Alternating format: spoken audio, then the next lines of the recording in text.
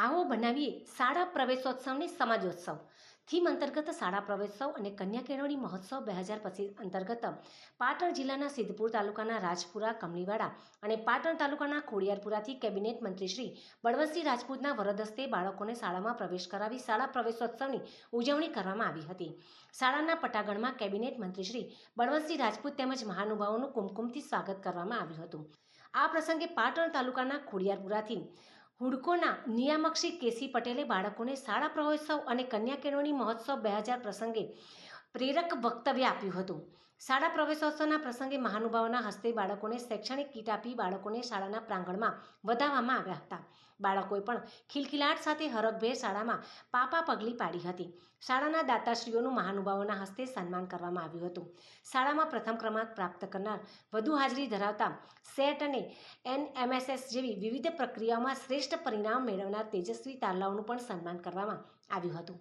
બાળકોએ વિજ્ઞાન અને પ્રકૃતિના સંવર્ધન સહિતના વિષયો પર તથા વાલી દ્વારા બાળકો માટેની વિવિધ શૈક્ષણિક યોજનાઓ અંગે વક્તવ્ય રજૂ કર્યું હતું. શાળા ખાતે MSCની બેઠક પણ યોજાઈ હતી અને કાર્યક્રમના અંતે વૃક્ષારોપણ પણ કરવામાં આવ્યું હતું. આ પ્રસંગે કેબિનેટ મંત્રી શ્રી બળવંતસિંહ રાજપૂતે જણાવ્યું હતું કે ભારતના વડાપ્રધાન શ્રી અને તત્કાલીન ગુજરાત રાજ્યના મુખ્યમંત્રી શ્રી નરેન્દ્રભાઈ મોદી દ્વારા 2003માં શાળા પ્રવેશોત્સવની શરૂઆત કરાવી હતી.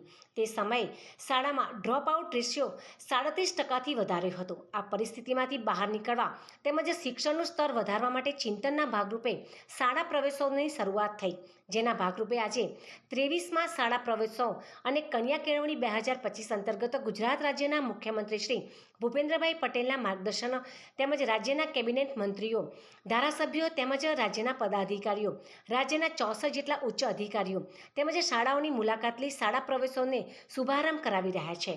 આ પ્રસંગે મુખ્યમંત્રીશ્રીએ નેમ છે કે ગુજરાત શિક્ષણ ક્ષેત્રે અગ્રેસર બને. ગુજરાતનો વિદ્યાર્થી વિશ્વના વિદ્યાર્થીઓ સાથે સ્પર્ધાત્મક હરીફાઈ કરીને આગળ આવે, જેનો લાભ ભવિષ્યમાં થશે. આપને જોઈશું કે સને 2047માં વિકસિત ભારત બનશે, આત્મનિર્ભર ભારત બનશે. ત્યારે આજે પ્રવેશ મેળવતા આ ભૂલકાઓ વિદ્યાર્થીઓ વિકસિત ભારતમાં પોતાનું આગવું યોગદાન આપશે. કેબિનેટ મંત્રીશ્રીએ વધુમાં જણાવ્યું હતું કે આજે ડિજિટલ જમાનો છે, જેને લઈને રાજ્ય સરકાર દ્વારા સ્માર્ટ ક્લાસની વ્યવસ્થા કરવામાં આવી રહી છે.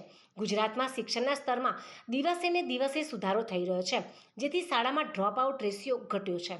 શાળા પ્રવેશોત્સવ પ્રસંગે પાટણ નગરપાલિકાના પ્રમુખ શ્રી હિરલબેન પરમાર, હુડકોના નિયામક શ્રી કેસી પટેલ, APMCના ચેરમેન શ્રી વિષ્ણુભાઈ પટેલ તેમજ સંગઠનના આગેવાનો શ્રી જસુભાઈ પટેલ, શ્રી શંભુભાઈ દેસાઈ તેમજ શ્રી ભાવેશભાઈ તેમજ સંગઠનોના આગેવાનો, સંબંધિત વિભાગના અધિકારીઓ, કર્મચારીઓ અને ગામના આગેવાનો તેમજ શાળાના આચાર્યશ્રીઓ, શિક્ષકગણ તથા વિદ્યાર્થીઓ ઉપસ્થિત રહ્યા હતા.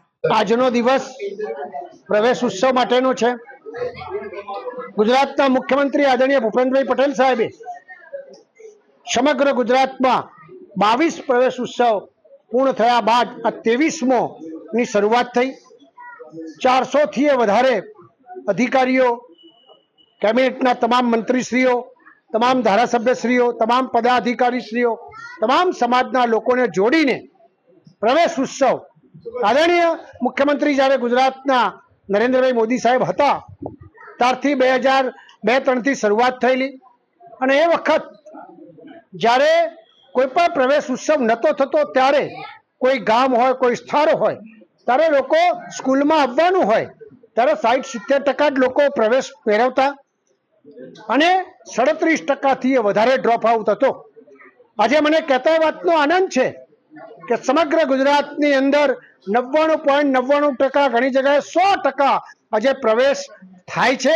એની સાથે સાથે ડ્રોપ આઉટ પણ ઓછો થતા થતા આજે 2થી નીચે જતો રહ્યો છે. સમાજના અનેક આગેવાનો જોડાય છે. આજે છોકરાઓ જે છે 21મી સદીમાં ડિજિટલ બને, કમ્પ્યુટર યુગની અંદર એની સાથે કદમ મિલાઈને ચાલી શકે એ પ્રકારની સરકાર અનેક પ્રકારની યોજનાઓ કરી છે. દીકરીઓ સારી રીતે ભણી શકે એ માટે નમો લક્ષ્મી, નમો સરસ્વતી અનેક પ્રકારની યોજનાઓ. આજે મફત શિક્ષણ સાથે સાથે સામેથી સરકાર દીકરીઓને 50,000 રૂપિયા આપીને પ્રોત્સાહિત થાય છે. આવી અનેક પ્રકારની વ્યવસ્થા છે. ત્યારે હું સમાજના તમામ ભાઈઓને વિનંતી કરું છું કે આપણા દીકરા દીકરીઓને પ્રવેશમાં કોઈ બાકી ના રહી જાય અડોશ પડોશમાં, એ તમે જોજો. અમારા આચાર્યશ્રીઓ, અમારા શિક્ષક મિત્રો બહુ મહેનત કરીને વધુમાં વધુ રિઝલ્ટ આવે, વધુમાં વધુ તૈયાર થાય મેં બધા વિદ્યાર્થીઓને પૂછ્યું તો કોઈને આઈએએસ થવું છે, કોઈને આઈપીએસ થવું છે, કોઈને એન્જિનિયર થવું છે. દરેકનું લક્ષ્ય જ્યારે ઊંચું છે ત્યારે આપણે બધા સાથે મળીને 2047માં આદરણીય પ્રધાનમંત્રી નરેન્દ્રભાઈ મોદી સાહેબ આપણું ભારત 2047માં ક્યાં હશે, આપણું ગુજરાત ક્યાં હશે, ત્યારે ધ્યેય બનાવીને બેઠા છે કે આપણે આત્મનિર્ભર બનવાના છીએ, વિશ્વની ત્રીજી મહાસત્તા બનવાના છીએ, વિશ્વબંધુ બનવાના છીએ, વિશ્વગુરુ બનવાના છીએ. એમાં તમામ ભૂલકાઓનું યોગદાન રહે એ પ્રકારનું એમને તૈયાર કરીએ તો આવનાર ભારત એ જે પહેલા અખંડ ભારત હતું, સોનાની ચીડિયા કહેવાતું હતું, એ પ્રકારની વ્યવસ્થા ચોક્કસપણે થશે. તો આપ સૌ સહકાર મળે એ વિનંતી સાથે મારી વાત પૂરી કરું છું.